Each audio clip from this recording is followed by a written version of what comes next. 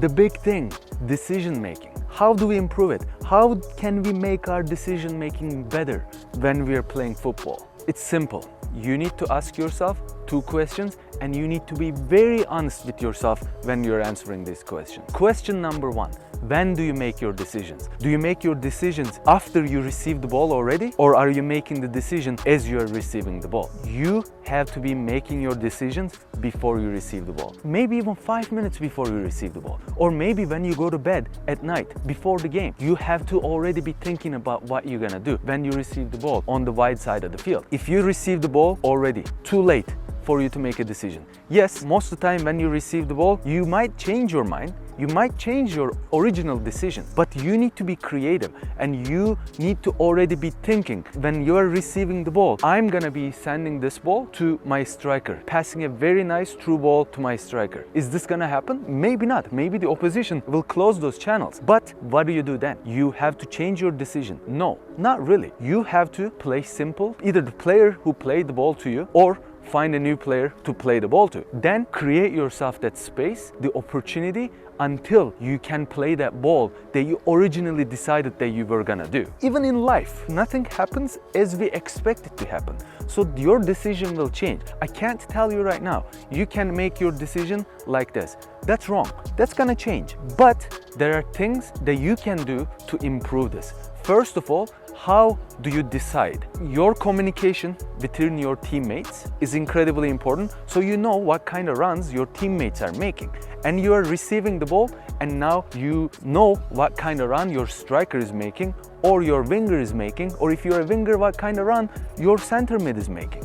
These are important to help you with your decision. And how do you achieve this? First of all, your shoulder checking abilities and your vision and your awareness has to be on an incredible level for you to be really good at making decisions. Always keep your original decision in mind, because that's personally what I do. If I'm playing a center mid or if I'm playing an attacking mid, I always have it in mind. I'm gonna send a nice through ball to my striker, right? Be stubborn with yourself.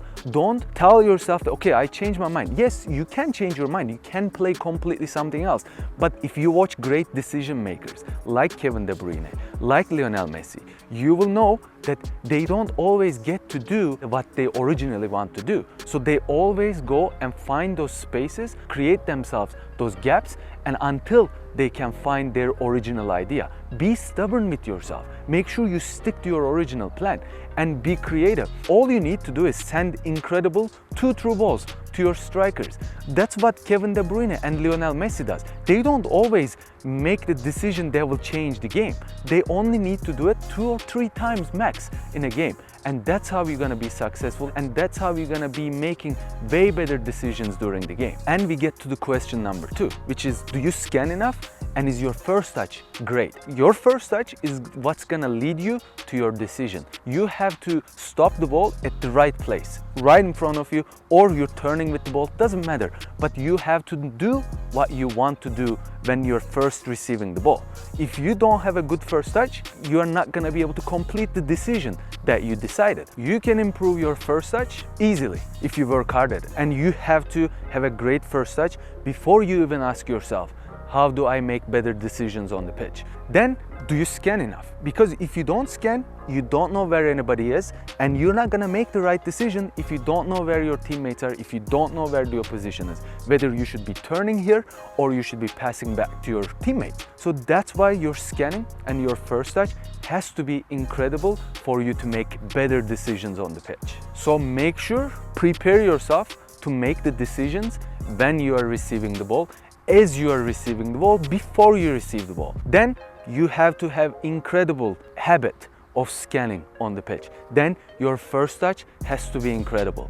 Then you're gonna be making better decisions. So make sure you improve these 3, then nobody will be able to hold you on the pitch and nobody will be able to stop you from making the right decisions. I hope you enjoyed this video. Please drop a like, subscribe to my channel with the notifications on. You can also find my playlist right over here. Thanks for tuning in, and I will see you next time.